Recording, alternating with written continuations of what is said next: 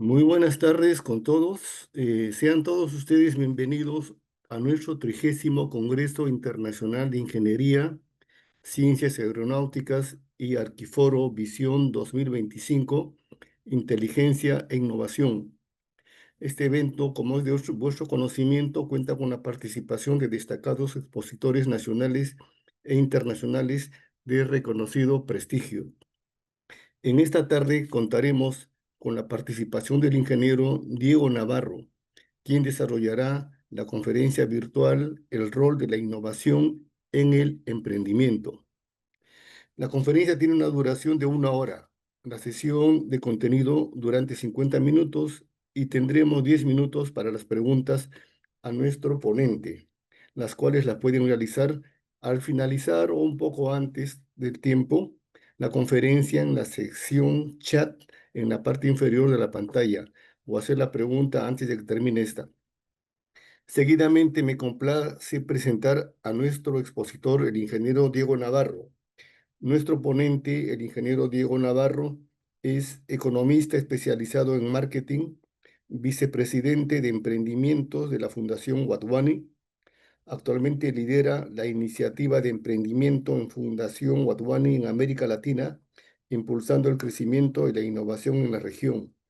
Ocupa la dirección de operaciones para América Latina, Latam y Norteamérica, NOAM. Brindemos la bienvenida al ingeniero Diego Navarro. Diego, adelante. Gracias.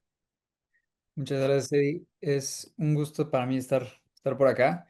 Y bueno, voy a robarles ahí la, la pantalla para poder empezar una vez que hay mucho que decir sobre el rol de la innovación en el emprendimiento. Nada más dame un segundito y ya está. Ahí ya se ve la pantalla, ¿no? Sí. Perfecto.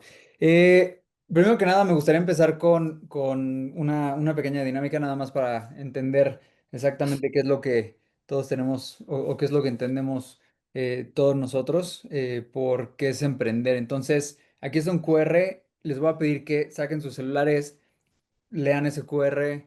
Esto es a través de una aplicación que se llama Menti. Espero la conozcan. Si no, se las presento. Es una excelente herramienta para conocer qué es lo que qué es lo que las personas están pensando sobre ciertos temas. Entonces, les voy a dar ahí un minutito nada más para poder leer el QR y participar en en esta pequeña encuesta. Les voy a salir ahí una pregunta que es, ¿qué es emprender? Pueden meter dos respuestas, son dos palabras nada más. Entonces, ahí váyanlo poniendo y pongan su entendimiento de qué es emprender.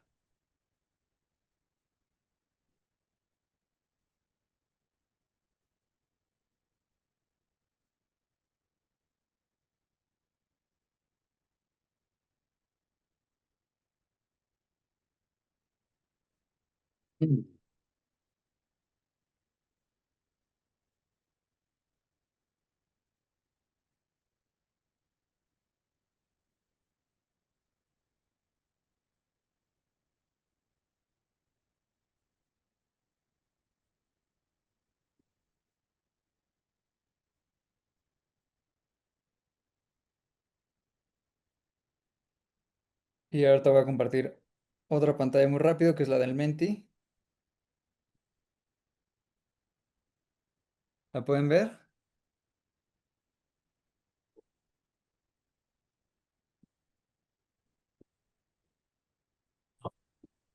Más de un segundo.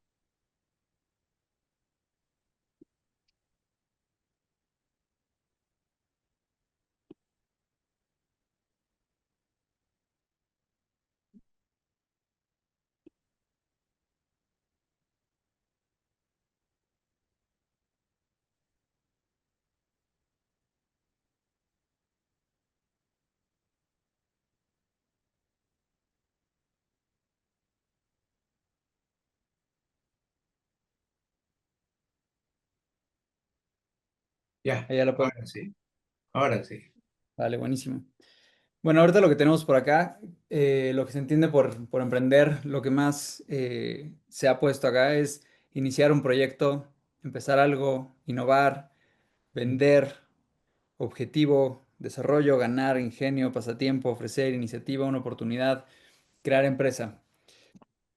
Todo esto, todas estas palabras son en parte verdad de qué es emprender, pero me gustaría darles mi propia definición o mi propio entendimiento de qué es emprender, enseñarles un poquito o poner un poco en contexto qué es emprender, porque de repente en estos días, en estas épocas, si bien emprender, créanme que yo lo amo con todo mi corazón, también creo que se ha romantizado un poco qué es emprender y se tiene una visión un poco rara de qué es emprender, ¿no?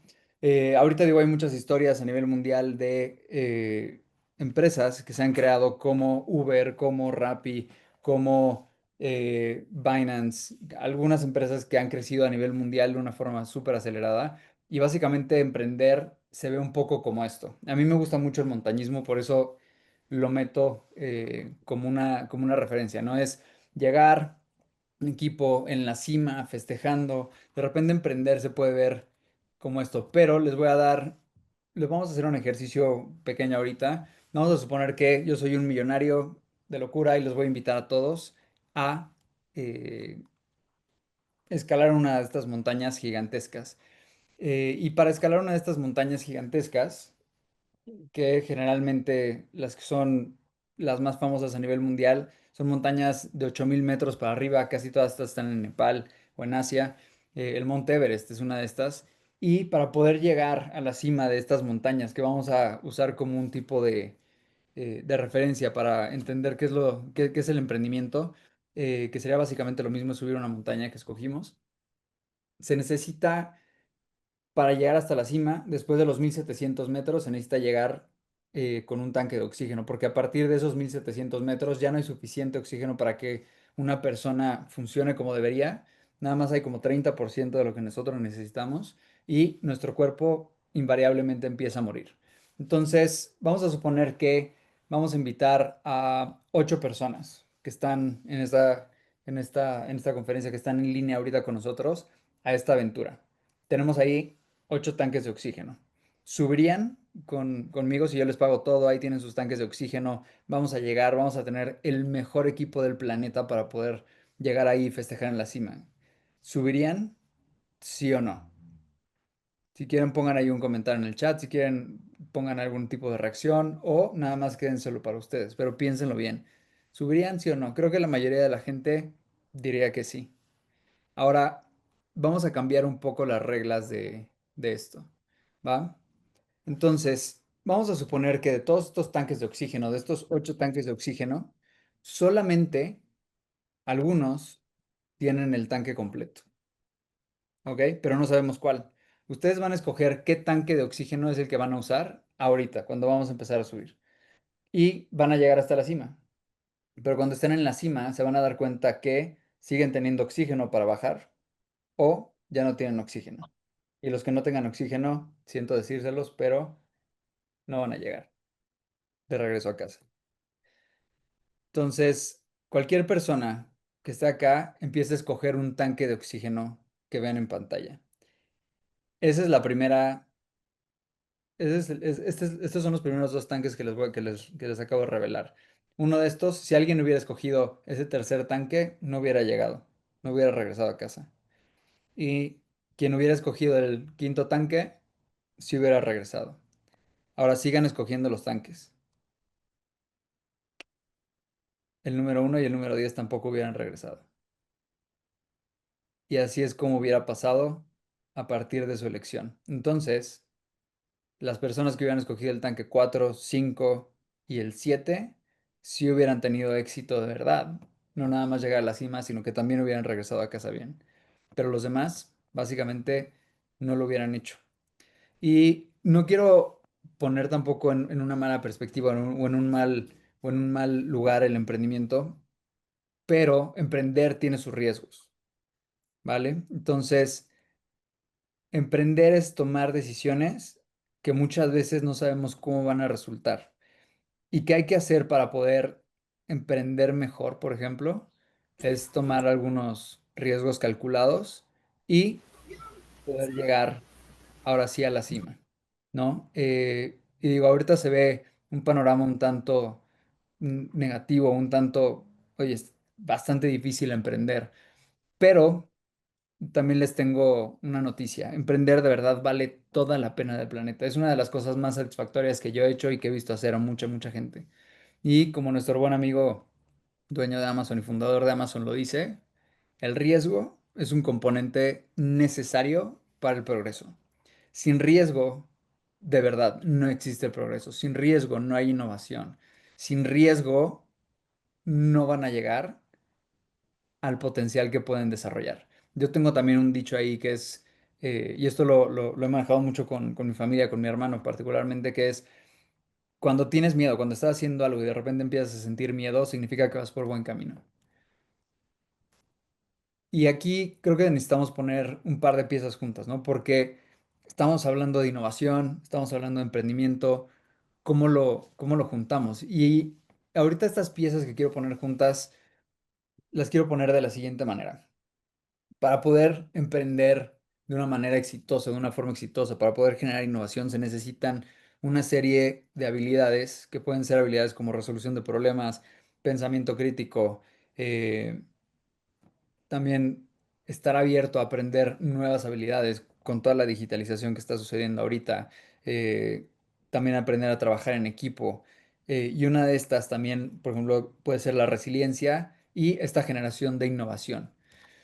Pero cuando hablamos de innovación como una pieza fundamental para emprender, creo que también necesitaríamos entender qué es innovación. Entonces les voy a poner otro QR aquí, léanlo de nuevo, agarren su celular y necesito, este va a ser el último QR que les voy a compartir, se los prometo, pero agarren su celular y de nuevo, lean ahí la pregunta que tiene y es, ¿qué es innovación? Necesito que respondan ahora esta pregunta de qué es innovación. Quiero entender más o menos qué es lo que nosotros entendemos por innovación y ahorita les voy a enseñar también qué es lo que nos dice el Menti al respecto.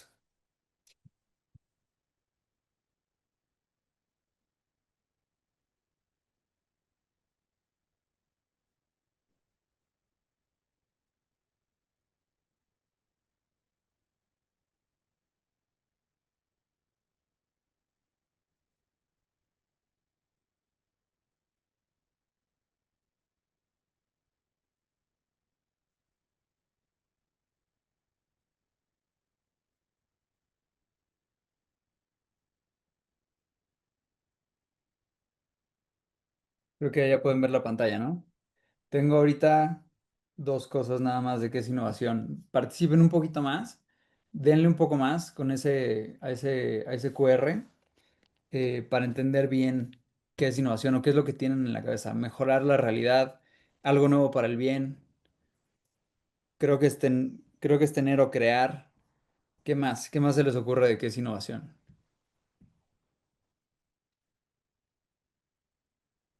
Mejorar la sociedad, ayudar a la sociedad. Pueden haber muchas cosas. Y de verdad, esta pregunta se los comparto también. Esta pregunta en específico, y hay parte de verdad con todo esto que están poniendo. Solución diferente y novedosa, supongo que es lo que querían poner ahí. Eh, esta pregunta la he hecho en diferentes países, en varios países, y yo creo que fácilmente en 50 60 universidades, con un montón de estudiantes, con un montón de profesionales también. Y para poder ilustrar un poco qué es la innovación y poder ponernos de acuerdo de qué es innovación en específico, porque aparte innovación está muy por encima, es un concepto que es muy, muy elevado. Vamos a entender esto. ¿Saben quién inventó el coche eléctrico y más o menos cuándo se inventó? Denle una pensada. Muchas veces la gente, y esto me lo he topado de verdad, la gente piensa que, por ejemplo, Elon Musk fue la persona que inventó el coche eléctrico y que es algo reciente. Pero la realidad, fuera de lo que estén pensando ahorita, es esta. Hubo una persona que se llamaba Anios Jedlik, que inventó el coche eléctrico en 1828. Hace mucho, mucho tiempo. Estoy casi seguro de que o sea, de que la mayoría de la gente que está acá no se imaginó que fue inventado el coche eléctrico hace tanto tiempo. ¿Me escuchan bien? Porque creo que se trabó el internet. ¿Está bien?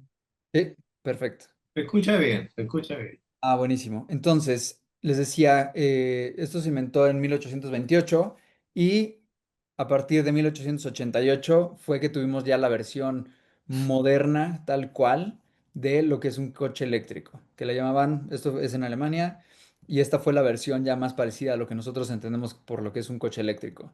Y tuvo mucho, mucho éxito hasta 1900, hasta el año 1900. Imagínense que más o menos 30-40% de la movilidad, por ejemplo, en Nueva York, era a través de esos coches eléctricos.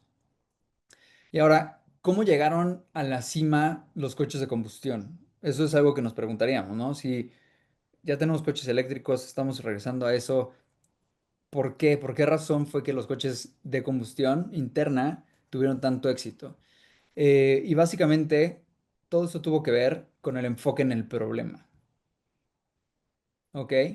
¿Cuál era la solución? ¿Qué estamos tratando de solucionar movilidad en ese momento, ¿no? Pero también algunas otras problemáticas, que eran, por ejemplo, esas llaves que están ahí, era que los coches eléctricos costaban mucho trabajo prenderlos. Eh, También fue que se descubrieron yacimientos de petróleo que iban a dar combustible durante muchos, muchos años. Se inventó o se empezó a crear todo lo que tiene que ver con la producción en línea que hizo mucho más fácil la producción de estos coches eléctricos por Henry Ford.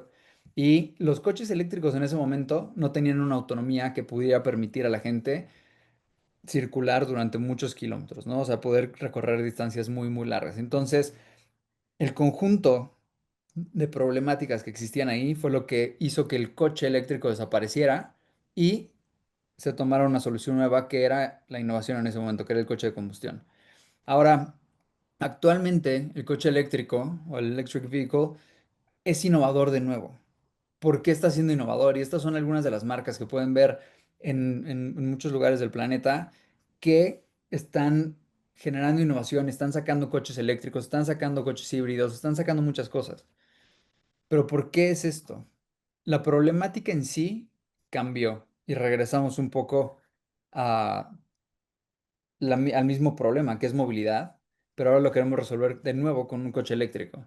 ¿Por qué? Los precios de los combustibles se están yendo para arriba, las reservas de petróleo se están yendo para abajo, la contaminación por las emisiones de los coches de combustión ya es muy alta. Y también ya se resolvió el problema de la autonomía. Ahora los coches eléctricos pueden ir por muchos, muchos kilómetros. Entonces, el coche eléctrico es un nuevo ejemplo de innovación, a pesar de que ya se había inventado hace mucho tiempo. ¿Por qué?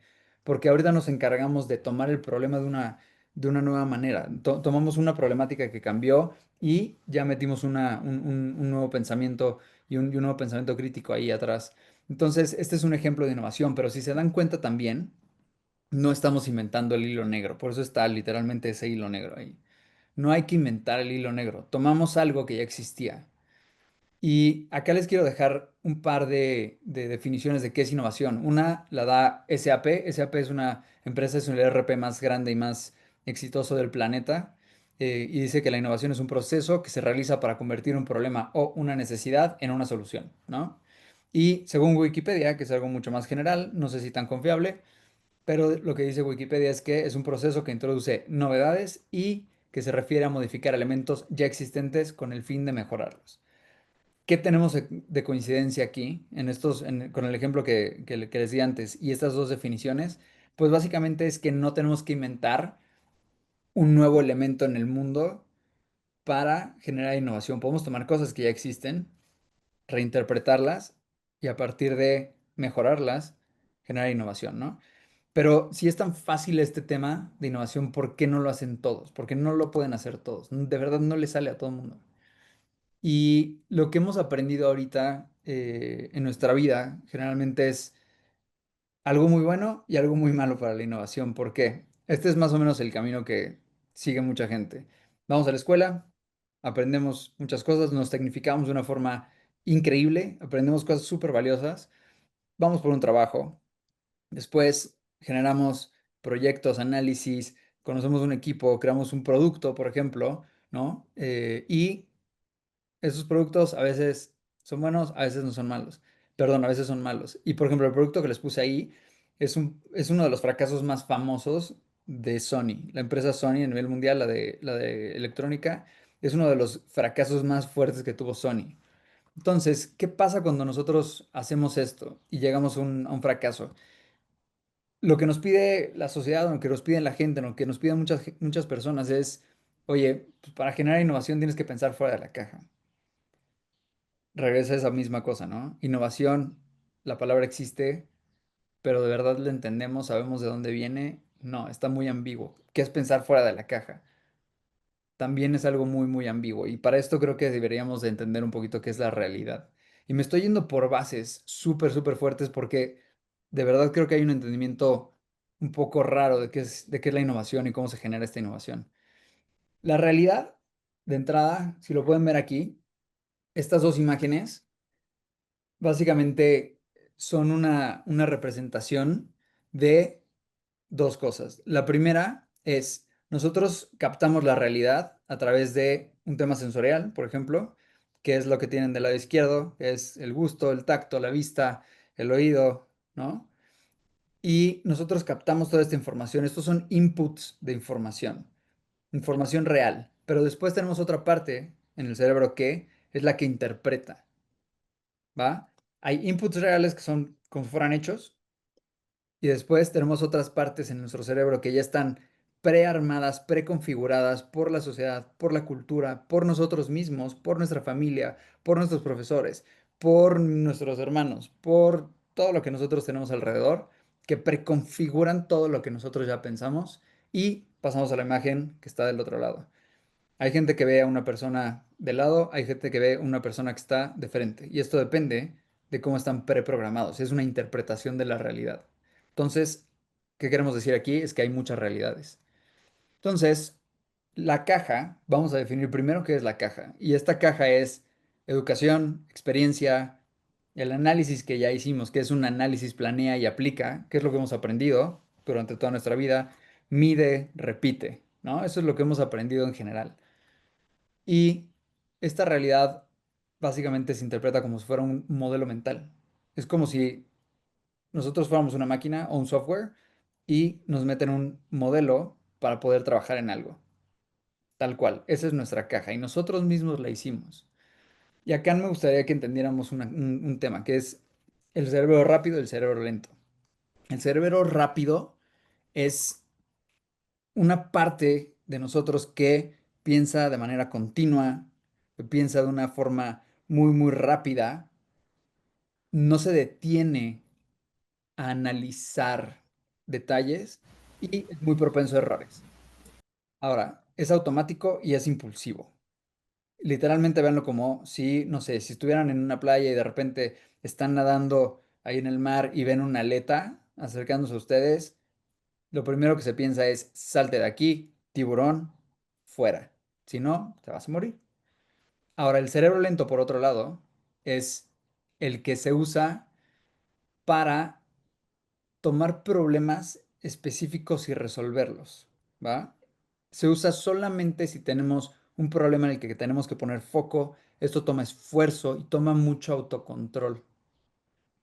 Es lento, pero es confiable. Y usando el mismo ejemplo de la aleta, si estamos dentro del agua, lo que haría el cerebro lento es lo siguiente. Están dentro del agua, ven esa aleta en el agua.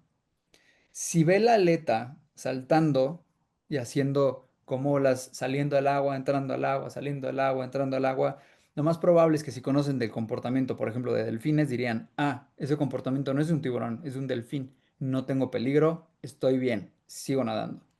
Pero si por el contrario el cerebro lento ve que la aleta se mueve en forma de S y empieza a hundirse y se aproximan a ustedes, lo más probable es que va a decir, ok, eso es el comportamiento de un tiburón. Y ahí vamos a decidir que vamos fuera del agua. Hay una diferencia entre el cerebro rápido y el cerebro lento. El cerebro rápido es el que casi siempre utilizamos para la mayoría de las decisiones. El 90 y tantos por ciento de las decisiones que tomamos son a partir de ese cerebro rápido. Y ahora les quiero presentar a esta persona. Esta es Linda, ¿va? Les voy a dar el perfil de Linda, que es una mujer soltera, es sumamente inteligente, es brillante, tiene una especialidad en filosofía y como estudiante tenía preocupación profunda por problemas de discriminación y justicia social. Y también participó en manifestaciones antinucleares en su momento, ¿va? Les tengo una pregunta. ¿Qué es más probable? ¿Que Linda sea cajera de un banco o que Linda sea cajera de un banco y activista de movimientos feministas? ¿Y me podrían ayudar a poner algunas respuestas ahí en el chat? Piénsenlas ustedes, obviamente, pero pongan algunas respuestas ahí en el chat.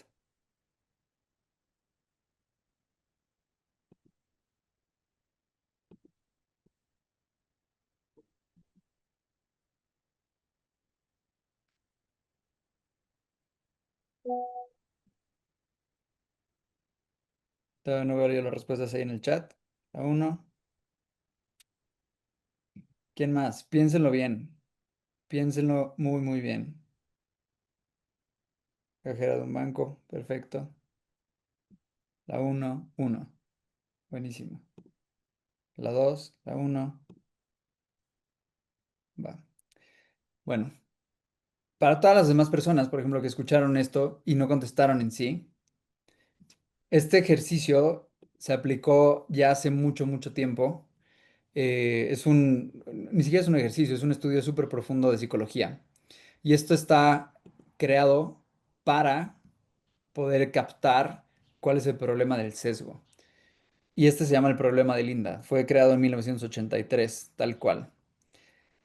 Y esto genera el problema del sesgo porque la mayoría de las personas, literalmente 7 u 8 de cada 10 personas, se van por la opción 2 por ciertos sesgos que ya tenemos preprogramados nosotros. Ahorita hubo gente que contestó el punto número 1 y eso tiene toda la lógica del mundo. ¿Por qué? Porque básicamente si agarramos de 100 cajeros, ¿va? De 100 personas que son cajeros, la probabilidad de que esos 100 sean cajeros es 100%, pero de que haya un cajero que fuera activista o que fuera, no sé, futbolista o que fuera lo que fuera, aparte de cajero, es mucho, mucho menor. Es un grupo de gente que está dentro de otro grupo de gente.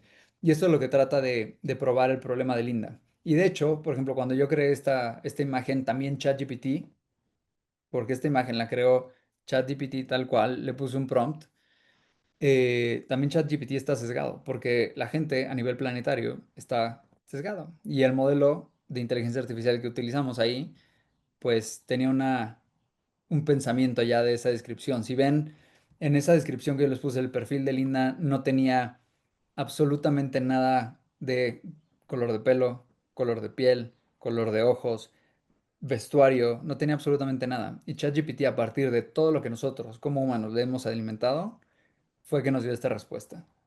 Entonces, nosotros estamos muy sesgados para poder comprender la realidad a partir de esas cajas. Entonces, ¿qué es lo que necesitamos para poder generar innovación como un punto número uno? Es básicamente tomar nuestra caja y quemarla un poco para poder entender la realidad como es la realidad, no como es nuestra realidad. Y eso es algo sumamente complicado, bien difícil. Poder ver las cajas de otras personas, no la nuestra. Nosotros estamos programados para ver nuestra caja, no para ver las de los demás.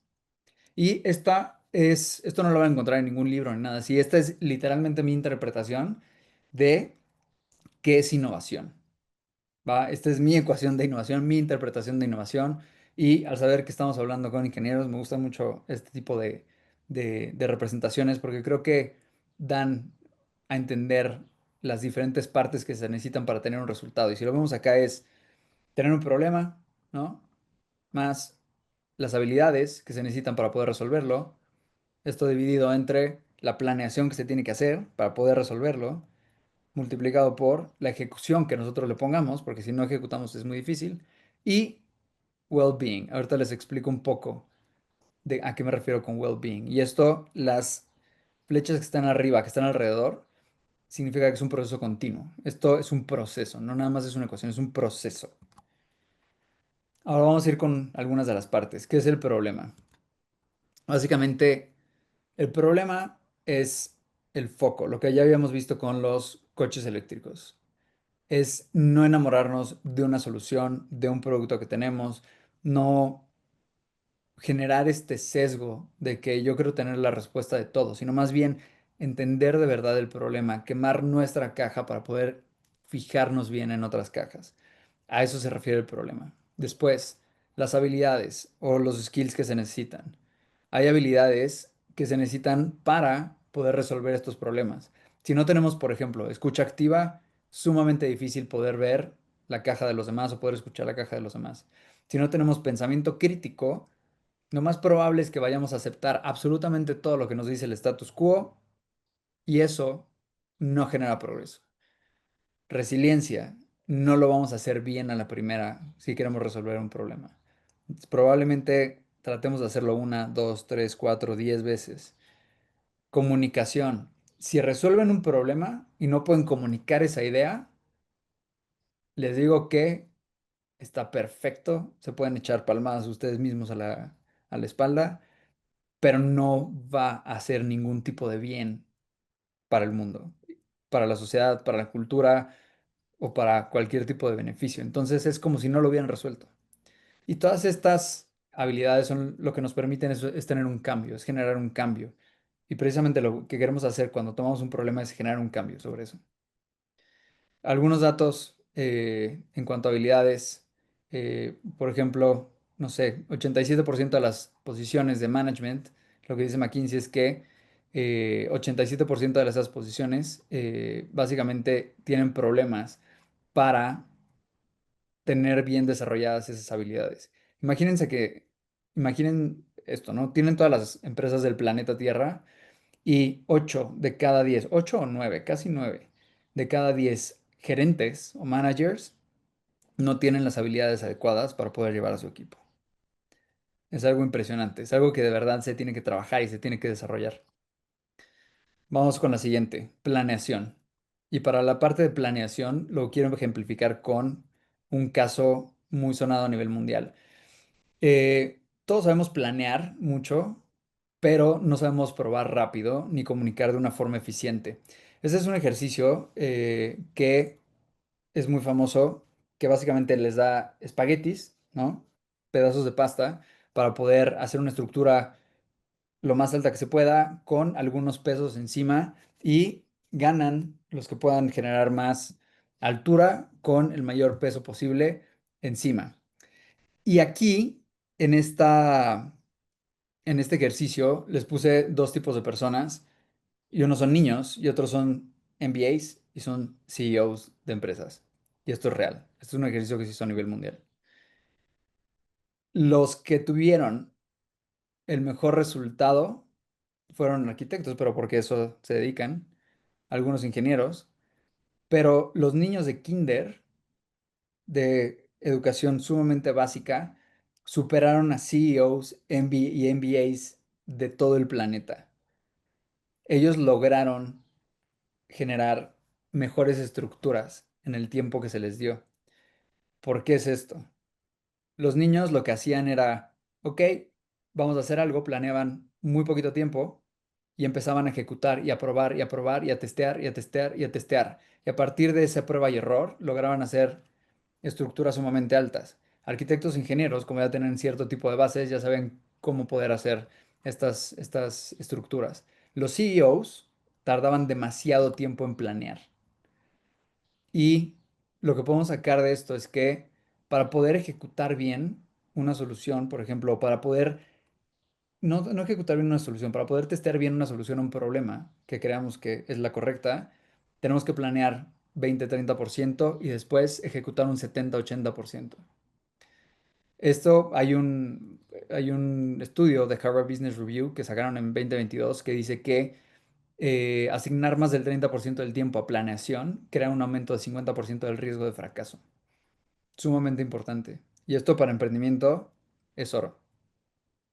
Las personas o los emprendimientos que tardan demasiado tiempo en ejecutar, en salir, básicamente mueren. Y ahora vamos con la última parte, que es well-being. Vamos a imaginar acá que vamos a pilotear un avión, ¿no? Creo que a todo el mundo nos gustaría pilotear un avión, un caza de estos que salen en las películas.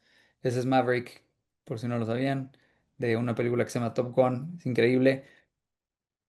Y pilotear un avión suena súper bien hasta que de repente vamos a tratar de hacerlo sin poder revisar los instrumentos de un avión. Es un suicidio, básicamente, volar un avión sin tener los instrumentos. Con los humanos es exactamente lo mismo. Nosotros tenemos que poner atención a nuestros instrumentos. ¿Y qué son estos instrumentos? Tenemos métricas todos nosotros, como cuánto sueño tenemos, cuánto nos recuperamos y algunas otras cosas. ¿Qué es lo que nosotros necesitamos para estar bien? Eso lo necesitamos entender. Por ejemplo, para seguir vivos necesitamos, o sea, nosotros necesitamos oxígeno y no podemos estar más de 3 a 5 minutos sin oxígeno. Eso es una regla. Más de 3 a 5 minutos sin oxígeno, mueres. Y sin agua, 3 a 4 días. Si no tienes, mueres. Y sin alimento, de 21 a 27 días. Si no, mueres. Igual. Entonces tenemos que cubrir cierto tipo de necesidades básicas. ¿Va? Y cuando hablamos, por ejemplo, de cubrir necesidades básicas, es que nosotros podemos empezar a evolucionar a cubrir necesidades mucho más complejas o dedicar nuestra cabeza a resolver problemas mucho más fuertes.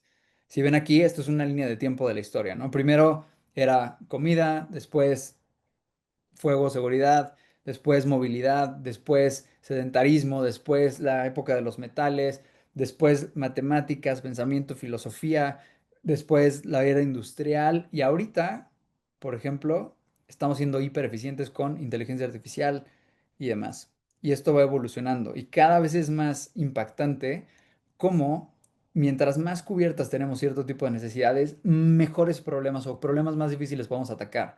Esta persona de aquí se llama Maslow. Este es muy, muy interesante, de verdad, y ya tiene muchos años que existe, pero esta es la pirámide de Maslow. Y lo que dice es que tenemos diferentes tipos de necesidades. Y si nosotros, por ejemplo, no cubrimos necesidades fisiológicas primero, después de seguridad, después sociales, después de reconocimiento, no vamos a poder llegar a ese pináculo o a ese lugar de evolución y de innovación que es un tipo de autorrealización. Es exactamente lo mismo cuando hablamos de emprender. Si no podemos comer, es muy difícil que podamos resolver algo de una forma innovadora.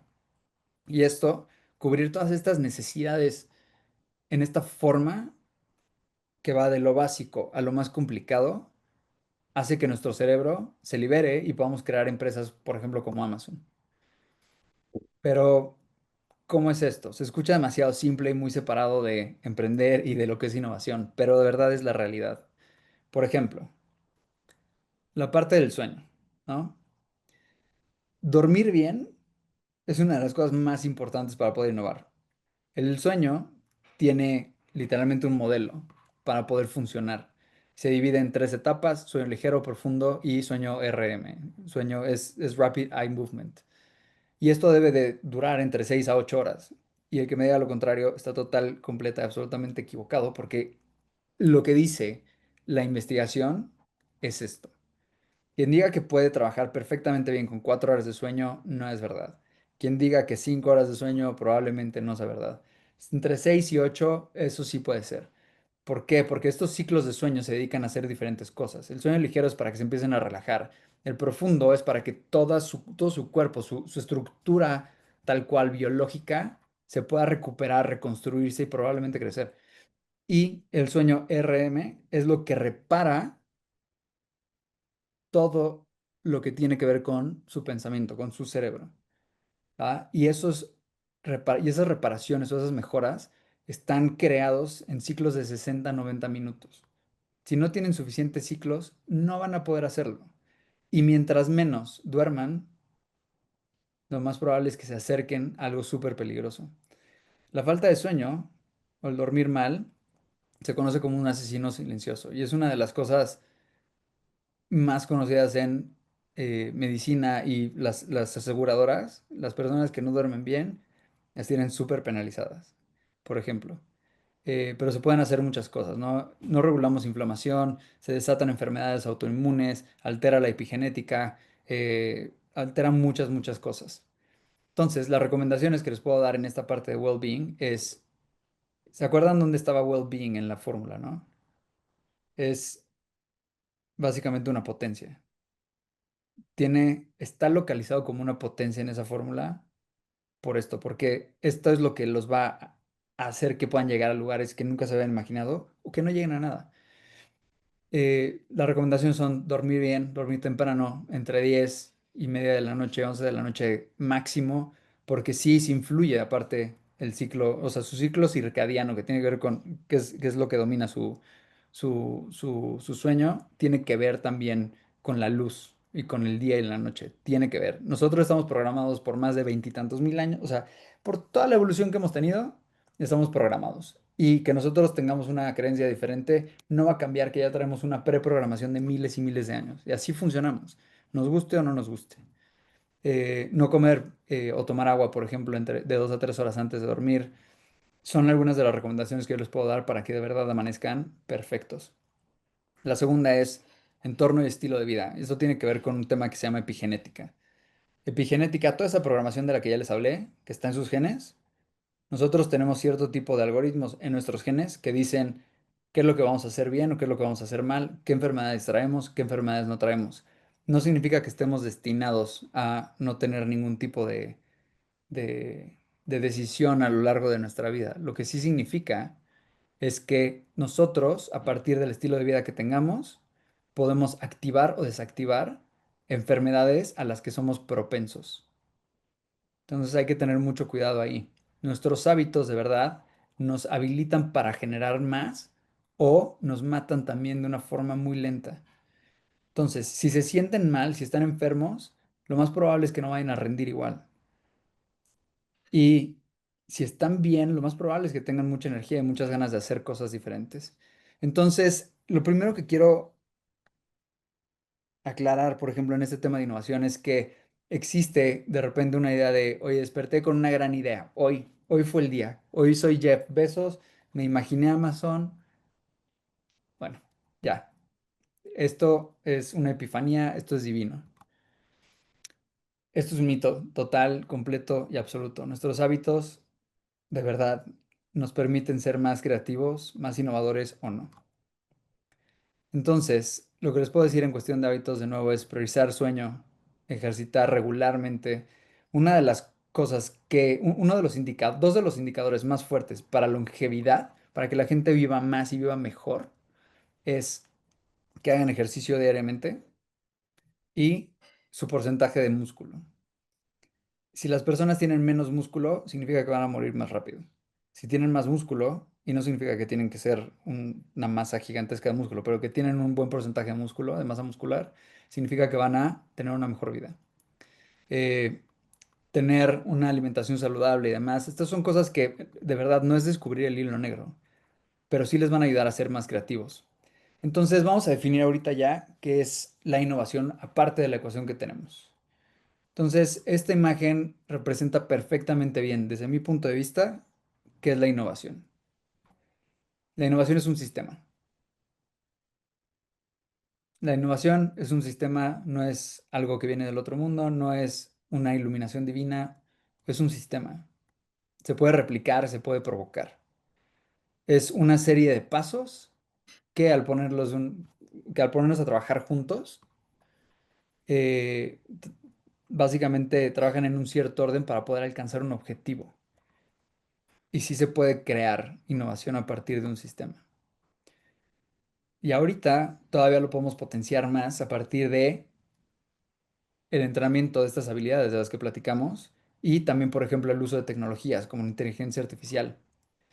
Hay muchas tecnologías. ChatGPT es la más famosa ahorita, pero hay demasiadas plataformas que están surgiendo en este momento, como por ejemplo Mocker AI, Claude, Midjourney, Julius, Bing Chat, Notion, DeepSeek, eh, Landing Site, punto AI, y hay muchas más que están saliendo diario, que nos pueden ayudar de una forma un poco más verticalizada a lograr tener un mejor resultado al momento en el que queramos ser innovadores.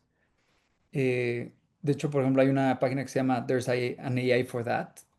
Ahí pueden buscar de verdad cualquier tipo de AI que quieran entender para que les ayude a ser más creativos o para que les ayude a llegar a algún tipo de goal. Entonces estamos en una época increíble para poder tomar lo que ya somos y potenciarlo. Por acá, quien le quiera tomar un pantallazo o después también se los puedo mandar en un PDF o algo así. Esta es la estructura básica de un prompt para que puedan tener un mejor resultado cuando tengan ganas de entender alguna problemática, cuando tengan ganas de generar algún tipo de solución, cuando tengan ganas de generar diferentes tipos de ideas y a lo mejor testearlas. Para que puedan tener un mejor resultado en un modelo de inteligencia artificial si es que lo quieren hacer. Entonces se los pongo acá para poder compartirles algún tipo de herramienta buena para esta innovación, para esta generación de emprendimiento. Y ahorita lo que podemos ver es que también no necesitamos conocer todo de manera súper profunda y al 1000% para poder generar innovación. Lo que sí necesitamos hacer es ponernos a trabajar. Y el objetivo máximo que tiene el emprendimiento, que la innovación es un punto fundamental de la creación de empresas, es que básicamente estamos diseñando el futuro y es una responsabilidad bien grande. Las empresas actualmente que son muy grandes a nivel mundial, que son grandes en Perú, que son grandes en México, que son grandes en todos lados, honestamente ya hicieron lo que tenían que hacer en su parte de innovación y ahora es nuestra responsabilidad como las generaciones que siguen, de crear nuevas empresas, de crear nuevas fuentes de trabajo, de generar nuevas soluciones a los problemas que son importantes en nuestro mundo y estamos diseñando el futuro. Por ejemplo, esta persona se llama Ritesh Agarwal. Parece una persona común y corriente. Él vivía en India, vendía SIMs de chips de celular para las visitas que iban creo que no me acuerdo si era en Delhi. Y de repente él vio un problema bien grande en India en hotelería. Lo atacó de una forma sumamente práctica. Básicamente homologó hoteleros independientes, la imagen de hoteleros independientes, cómo vendían en línea y demás. Y esto fue lo que pasó unos años después. Es Ritesh a la edad que empezó una empresa que se llama Hoyo Rooms. Yo trabajé en Hoyo Rooms. Lanzamos Hoyo en México y lo pasamos de 0 a 11,000 habitaciones de hotel en un lapso de 11 meses. Ritesh empezó esto a los 19 años y a los 23 era el billonario más joven de la historia. Aquí lo pueden ver varias veces en la portada de Forbes, saludando al primer ministro de India, y él vino de generar innovación, no de crear el hilo negro, pero de generar innovación y de entender una problemática súper profunda que existía en India y que después se encargó de distribuir a lo largo de todo el mundo.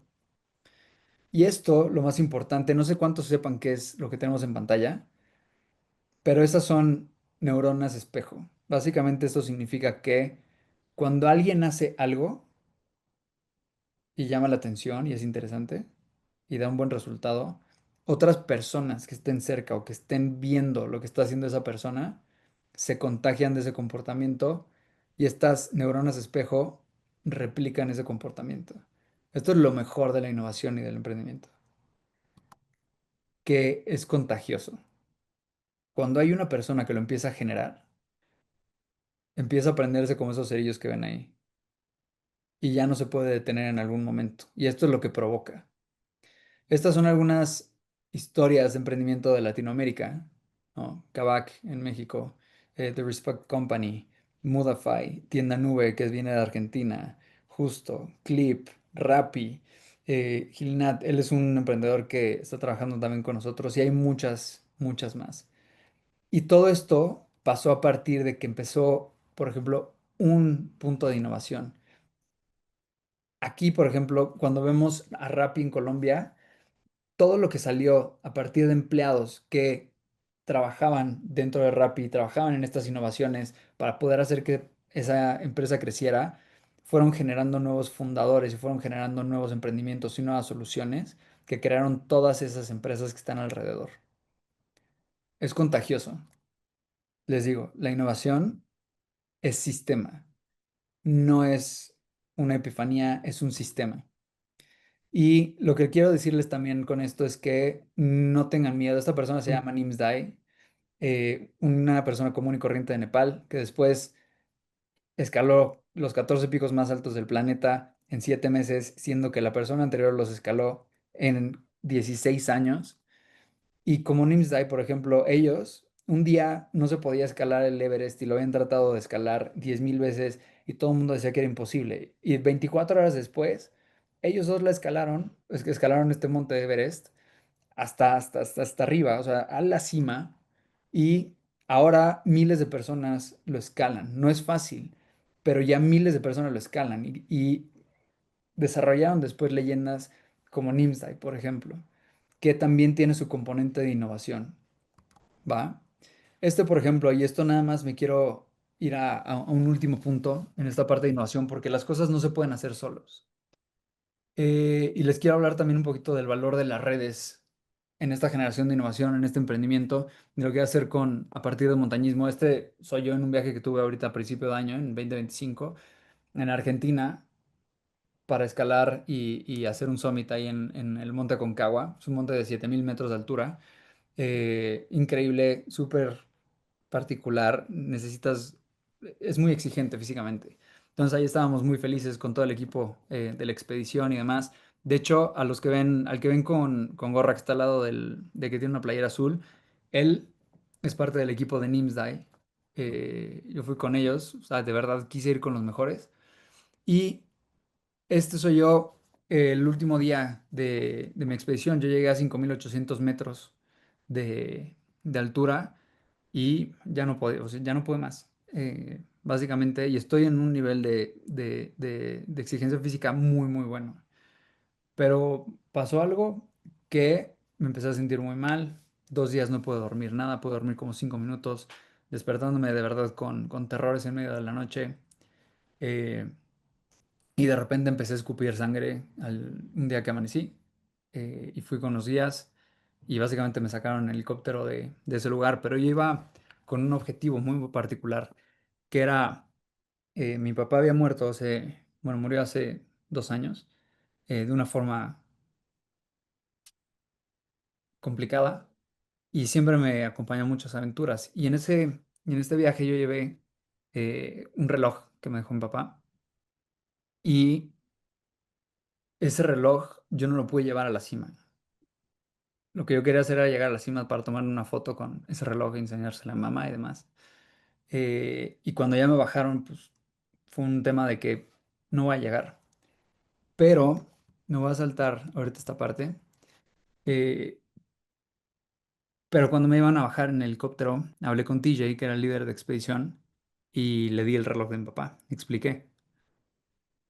Unos días después, que estuve ahí en Mendoza, 5 días solo, porque ya no estaba con nadie de la expedición y sintiéndome total fracaso, me mandó esta foto.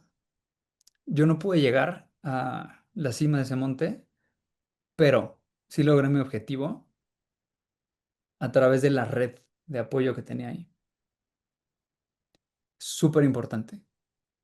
El emprendimiento y la innovación no se logra solo. Va, esto grábenselo porque creo que es de lo mejor que les puedo dejar hoy. Se logra en equipo. Las mejores resultados se logran en equipo. Y muchas gracias. Espero les sirva para que puedan generar innovación. De verdad es súper importante lo que les digo, de sentirse bien, de seguir este tipo de fórmulas y es sistematizable. Muchas gracias. Gracias, ingeniero Diego Navarro, por su ponencia y por los aportes de experiencia vivida. Creo que los oyentes hemos, ¿no?, tomado nota y pues atención a esta ponencia. Vamos a iniciar en este momento nuestra ronda de preguntas. y vamos a invitar a todos los nuestros participantes a desarrollar a través de la sección del chat que encontramos en la parte inferior a nuestra pantalla. A ver, por favor, las inquietudes y alcances que pudiesen hacer llegar para el ingeniero Diego Navarro.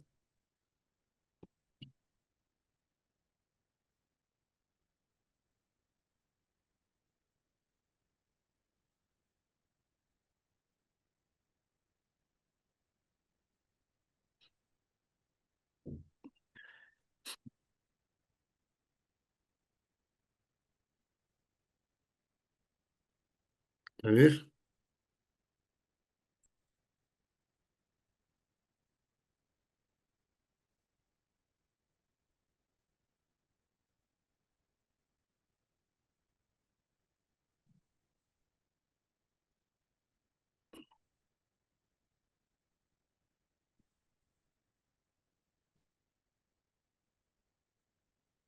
a ver, muchachos,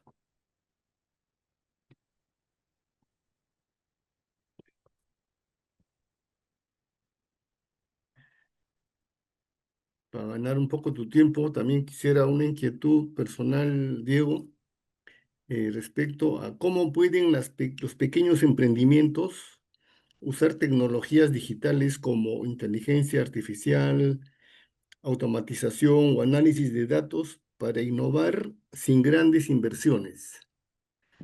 Sin O sea, grandes inversiones. unas medianas y pequeñas, o sea, Perú es un país de pequeñas y medianas empresas, ¿no? Sí. E informales también. No, totalmente. De hecho, por ejemplo, a nivel Latinoamérica, o sea, más o menos entre el 85 y 90% de las empresas que existen son pequeñas y medianas empresas. De hecho, son más micro y pequeñas empresas las que sostienen eso. Y más o menos lo que representan son el 60% de los empleos. Son muy, muy importantes, de verdad, a nivel Producto Interno Bruto en cualquiera de estas economías. Eh, y lo que les puedo decir en esta parte, o sea, de la utilización de tecnología, son dos cosas. La primera, bueno, son tres. La primera es para poder utilizar y para poder tener una tecnología como catalizador, porque eso es la tecnología, no es magia, es un catalizador.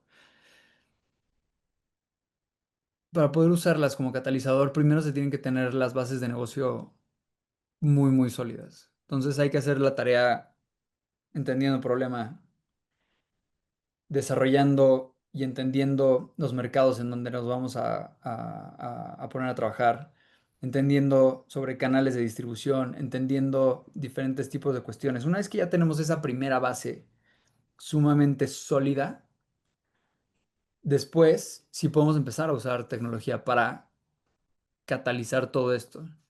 Inteligencia, por ejemplo, hay una estadística que me gusta mucho que es que si vemos bien ahorita todo el panorama de tecnología, la peor tecnología que vamos a tener de aquí a que todos caigamos a la tumba es la de ahorita. Esta es la peor tecnología que van a conocer en toda su vida. El peor ChatGPT, la peor versión de Gemini, la peor versión de ChatGPT la tienen en este momento y es sumamente buena. Lo que van a tener después va a ser mucho mejor. Entonces, más o menos el 1% de todas estas tecnologías que están surgiendo actualmente de inteligencia artificial y machine learning y demás, nada más el 1% se cobran actualmente. El 99% son gratis o tienen versiones gratis.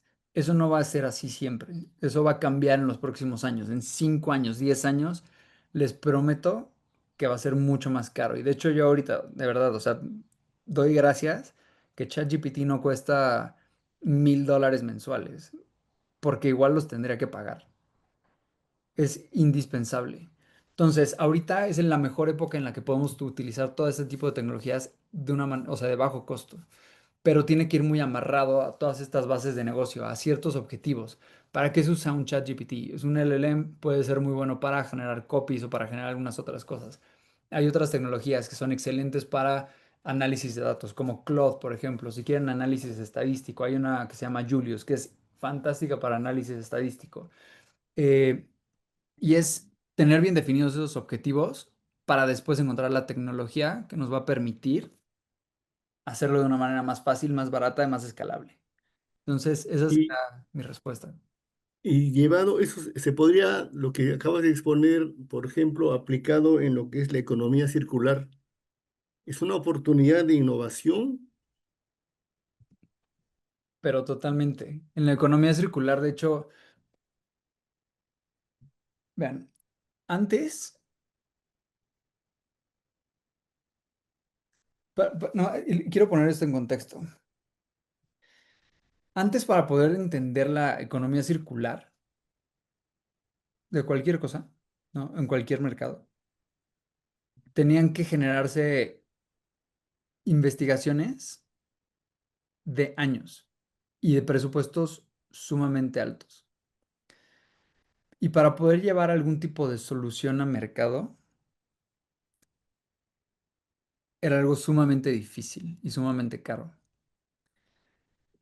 Cualquier tema que queramos arreglar en cuestión de economía circular. Ahora, para poder tener suficiente data y validar que existe, por ejemplo, un problema en una cierta región que tiene que ver con economía circular, lo podemos hacer muy, muy rápido.